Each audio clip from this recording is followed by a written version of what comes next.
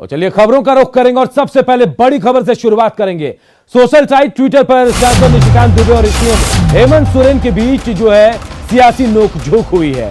सांसद निशिकांत दुबे ने ट्वीट पर हेमंत सोरेन पर 2013 के एक मामले में कार्रवाई करने की मांग की है। ट्वीट के मुताबिक 2013 में मुंबई में एक लड़की ने हेमंत सोरेन पर अगवा और बलात्कार करने का आरोप लगाया था। सांसद ने इस मामले में महाराष्ट्र के गृह मंत्री से कार्रवाई की मांग की है। वहीं सीएम हेमंत सोरेन ने सांसद के इस आरोप का ट्वीट कर जवाब भी दिया है।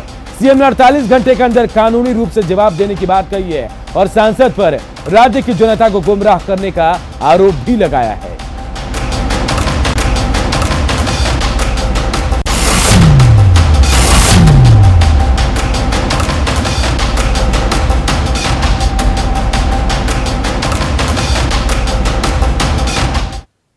और कोरोना को लेकर और बड़ी खबर एक आ रही है झारखंड से। झारखंड में बेकाबू हो गई है कोरोना की रफ्तार। झारखंड में एक दिन में सबसे ज्यादा मरीज मिले हैं। मंगलवार को राज्य में 686 नए कोरोना मरीज मिले हैं। तो राज्य में कोरोना संक्रमितों की संख्या अब 9563 तक पहुंच गई है। सबसे ज्यादा रांची में 231 कोरोना संक्रमित मिले हैं। इलाज के दौरान हजारीबाग में एक मरीज की मौत की भी खबर आ रही है। राज्य में कोरोना से अब तक 94 मरीजों की मौत हो चुकी है।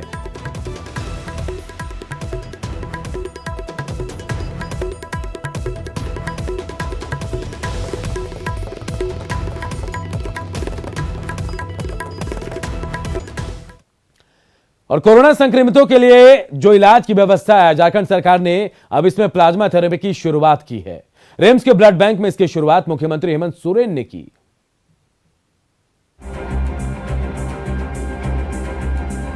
कोरोना से जीवन की जंग लड़ रहे मरीजों को राज्य सरकार ने उम्मीद की नई किरण दिखाई दी।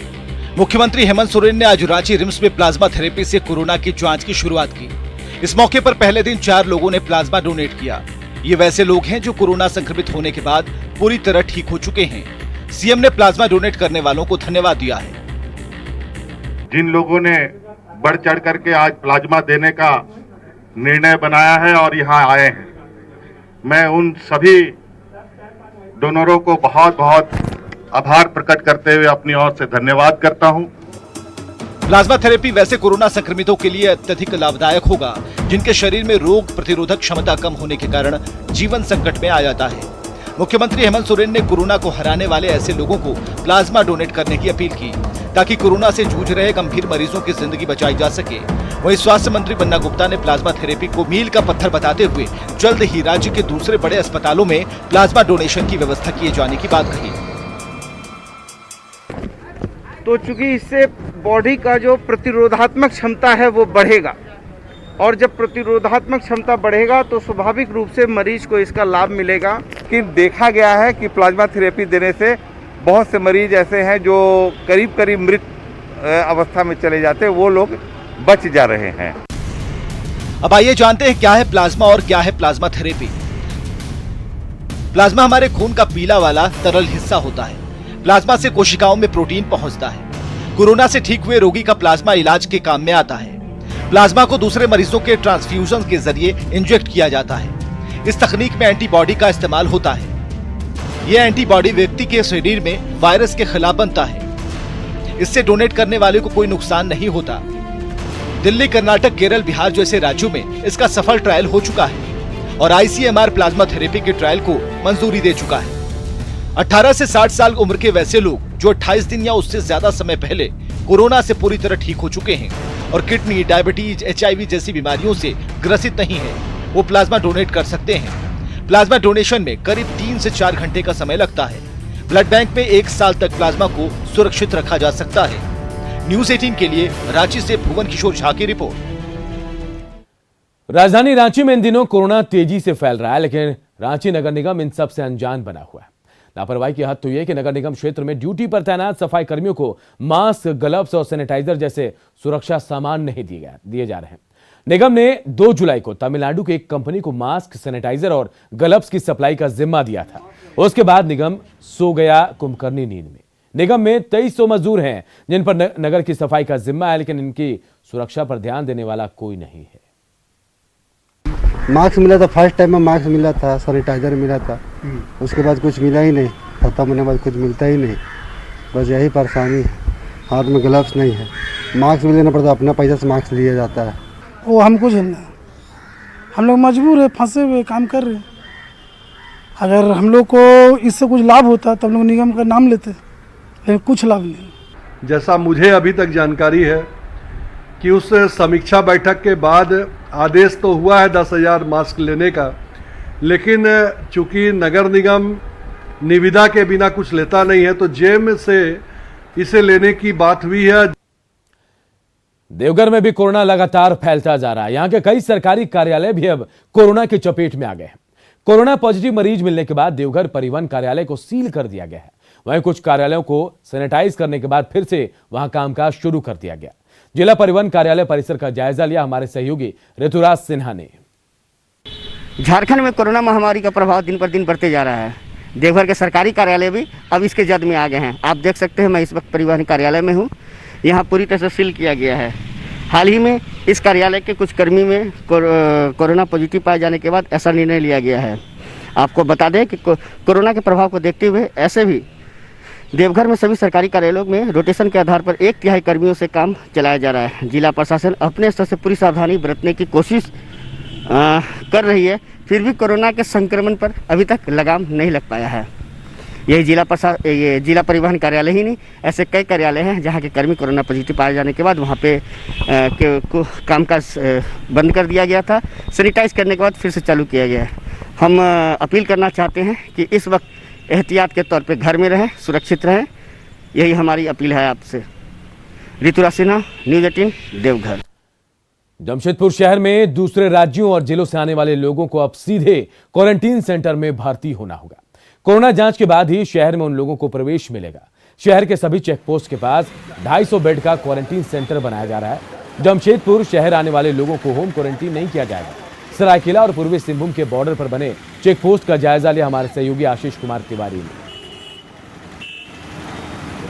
पूर्वी सिंहभूम में लगातार कोरोना वायरस जो है तेजी से अपना पैर पसार रहा है और बात करूं तो अब तक जमशेदपुर शहर में 1500 से ज़्यादा कोरोना पॉजिटिव मामला सामने आ चुका है। अब जिला प्रशासन ने कड़ी कार्रवाई करनी शुरू कर दी है और मैं नज़ारा दिखाना चाहूँगा। मैं अभी सरायकेला से पूर्वी सिंहभूम जाने वाले बॉर्डर पर खड़ा हूँ, जहाँ चेक पॉइंट बना हुआ है। यहाँ आप देख सकते हैं कि बाहर से जो लोग आते हैं उनको चेकिंग किया जाता था, जिसके बाद उनको होम क्वारंटाइन भेज दिया जाता था। मगर वो होम क्वारंटाइन जाकर नियमों की धज्जियाँ उड़ाते थे और अगर उनको कोरोना रहता तो अन्य लोगों को भी संक्रमण फैलाते थे। जिसके बाद अब जिला प्रशासन पूर्वी सिंहभूम में जितने भी शहर में चेक पॉइंट है वहाँ पर 250 बेड का क्वारंटाइन सेंटर बनाया जा रहा है, जिससे जो भी लोग बाहर और अन्य जिलों से आएंगे उनको वहीं पर बगल में ही उन बेडों में रखा जाएगा और उसके बाद उनकी कोरोना जांच होगी। जांच के बाद अगर वो नेगेटिव पाते हैं तब उनको घर जाने दिया जाएगा।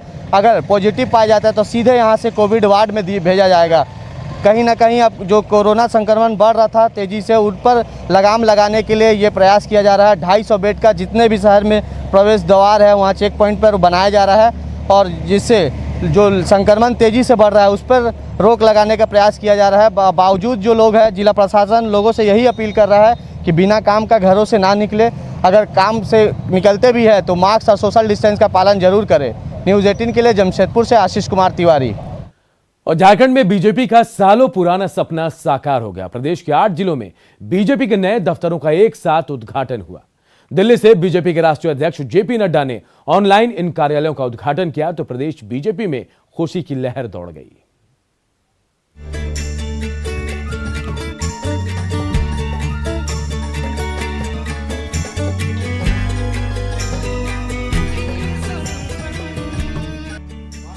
दिल्ली बीजेपी दफ्तर से पार्टी अध्यक्ष जेपी नड्डा ने झारखंड के 8 जिलों में बीजेपी दफ्तरों का एक साथ ऑनलाइन उद्घाटन किया। ये पल झारखंड के लाखों बीजेपी कार्यकर्ताओं और नेताओं के लिए वर्षों पुराना सपना साकार होने जैसा था। बीजेपी के राष्ट्रीय अध्यक्ष जेपी नड्डा ने इसे प्रधानमंत्री नरेंद्र मोदी के संकल्प और पूर्व बीजेपी अध्यक्ष अमित शाह के दृढ़ निश्चय का पूरा होना बताया। और उन्होंने साथ में यह भी कहा था कि हर जिले में भारतीय जनता पार्टी का अच्छा कार्यालय होना है। और मैं धन्यवाद देना चाहूंगा माननीय अमित शाह जी को, जिन्होंने अध्यक्ष बनने पर इसको रूप दिया। दफ्तरों के उद्घाटन से पहले दफ्तरों में नेताओं और कार्यकर्ताओं की मौजूदगी में पूजा हुई। नए दफ्तर की भव्यता, दिव्यता और अद्भुत शिल्प को देखकर कार्यकर्ता और नेता फूले नहीं समा रहे। झारखंड के 8 जिलों में बीजेपी के नए कार्यालय भवन एक साथ बनाए गए। सिमडेगा, लोहरदगा, सरायकेला खरसावां, चाईबासा, पलामू, रामगढ़, गिरिडीह और धनबाद में पार्टी के नए कार्यालय बनाए गए हैं। विधानसभा चुनाव से पहले ही नए कार्यालय बनकर तैयार हो गए। बीजेपी के सभी दफ्तर हाईटेक सुविधाओं से लैस हैं। धनबाद में 3 मंजिला कार्यालय में तमाम तरह की सुविधाएं हैं। बड़े मीटिंग हॉल से लेकर अतिथियों के ठहरने तक की सुविधाएं हैं। पार्टी नेताओं का मानना है कि नए दफ्तर से बढ़ेगी पार्टी की कार्यक्षमता और संगठन में होगा विस्तार। 4 उसमें कार्यालय, कार्यकर्ता, कार्यक्रम और कोष, इन 4 बिंदुओं पर पार्टी की आधारभूत संरचना खड़ी की गई है। इसलिए कार्यालय का बहुत ही महत्वपूर्ण योगदान रहता है पार्टी के दृष्टिकोण से कि अपना कार्यालय होने से हम योजना, हमारा कार्यक्रम, उसकी रूपरेखा हम किस तरह से बनाएंगे और बना करके उसमें हम आगे मजबूती के साथ कैसे बढ़ेंगे। अपना कार्यालय हो जाने से यह काम हम आसानी से कर सकते हैं। इसलिए धनबाद समेत दूसरी जगहों पर किराए के भवन में पार्टी कार्यालय चल रहे थे, जिनमें नेताओं और कार्यकर्ताओं को कई दिक्कतों का सामना करना पड़ता था।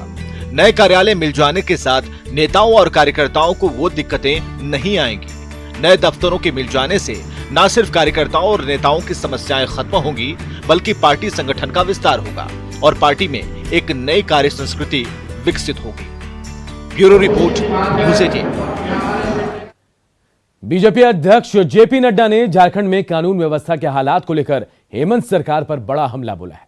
उन्होंने कहा कि प्रदेश में अपराध और नक्सलवाद में तेजी से बढ़ोतरी हुई। जो अपराधी पिछली सरकार के डर से झारखंड छोड़कर चले गए थे, वो फिर से झारखंड लौट रहे हैं।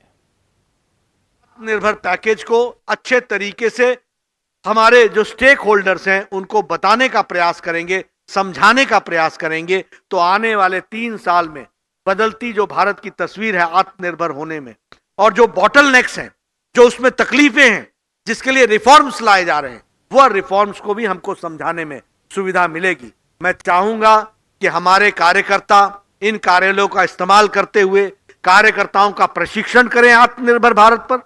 हमारे कार्यकर्ता आत्मनिर्भर भारत की बारीकियों को समझे और आत्मनिर्भर भारत की बारीकियों को समझ करके नीचे जिन लोगों को इसकी सुविधा पहुंचनी है, उनको आप सुविधा दिलाने में एक सफल सहयोग करें, ये मेरा आपसे निवेदन है। इस धार में एक ट्रैक्टर फंस गया। ट्रैक्टर पर स्टोन चिप्स लदा था। ड्राइवर ने ट्रॉली में खड़े होकर ग्रामीणों से मदद की गुहार लगाई और कड़ी मशक्कत के बाद ग्रामीणों ने ड्राइवर को सुरक्षित बाहर निकाला। रूद नदी में रेलवे का कंस्ट्रक्शन कार्य चल रहा था। ट्रैक्टर स्टोन चिप्स लेकर जा रहा था और इसी दौरान वो नदी में फंस गया था।